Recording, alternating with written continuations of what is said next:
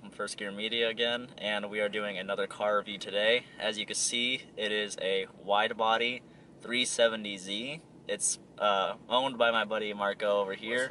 I've seen this car come from just a stock 370Z all the way out to here, so this is once again a really cool moment to share. So that being said, here I'm about to talk about what's done to the car, and then we're going to take it for a drive. Hey guys, so for the performance part of this car, he has intake, tune, and exhaust. He's putting right around 320 to the wheel on this car, and that's, first of all, fun as it is, it's awesome. It sounds great too. And then, so for the cosmetics and everything like that, he has the Fiberglass Mafia wide body kit that you saw, which looks great, paint matched with everything. It looks so good. I used to have that on my Z, and it's awesome quality stuff.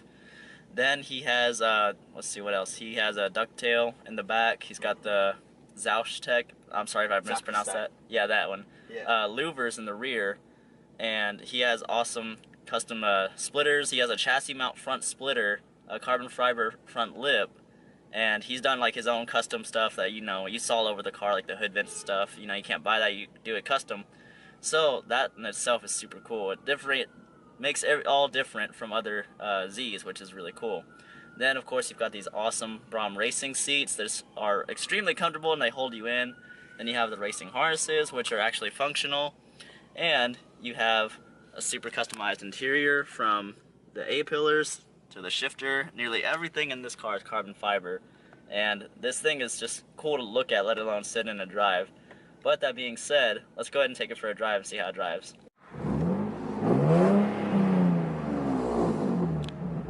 Alright guys, so we're taking it out on a spin now. So another thing too that I forgot to mention, he has a completely custom built steering wheel. It's got carbon fiber with the grips and everything like that.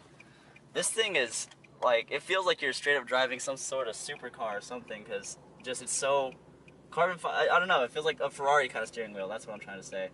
So that, and then the car is also lowered, which I forgot to mention too. He has Forge Star F14 wheels that are powder coated red, and then he has the Toyo R888, so traction's not an issue. But I always see this guy doing donuts and all that shit, so you know he always gets it sideways and shit. So this car is crazy. So we're when traffic lets up, we're gonna go for a little rip and see how it does. It still has a lot of good drivability because we're still in a little bit of stop and go traffic before we can do this, but I mean, it's not like, you know, jerking back and forth like crazy or anything, but it's really comfortable. I'm not sure if I mentioned it either, but he has the big brake kit on this car that he had aftermarket, and the brakes like just on a dime on this car. So it's like the Nismo brake kit, but it's a little bit better. So this car is just all done up, so it's super fun to drive. So here in a minute we're gonna go and do a pull on it. Alright guys, so we found a stretch of open road, and I'm gonna go ahead and do a pull on this car. You ready? Let's see.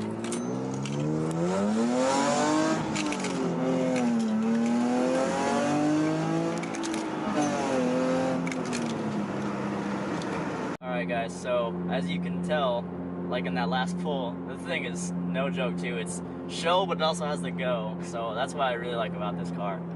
It's so much fun, but also, like you can tell here, just driving it on the street, it's really comfortable, and you can go no problem and just drive around. He drives this car every day, which is super cool. It's not a show queen, it's just, it does, you know, what it's supposed to. And then, like I said in the other one, he drifts this thing all the time. I remember a while back, he went to a drift event and just fucking blew the tires off this thing, taking it around the track, and it did good too. He was chasing down some like really good cars, so this thing is form and function, which is really cool.